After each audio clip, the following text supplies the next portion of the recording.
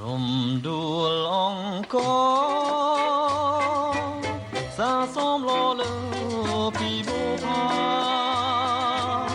ដែលដនៅក្នុងសួនច្បារគួរបែបទេ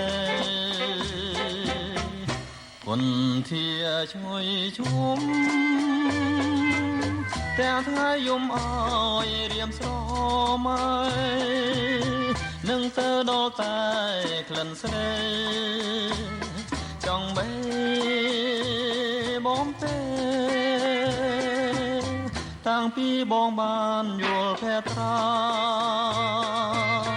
ស្នេហាគ្មានប្រាតើ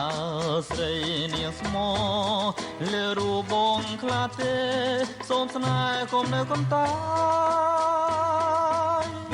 រំដួលអង្គរៀមកមកសូមមកអូនឆ្លើយថាស្នេហ៍ឬមួយប្រងើយចំពួងរូម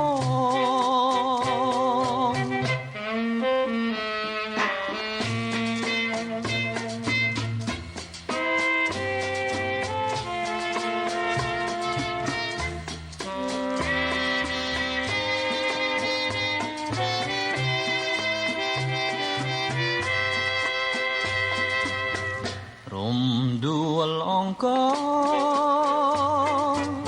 រៀមកសូមមកអូនឆ្លើយ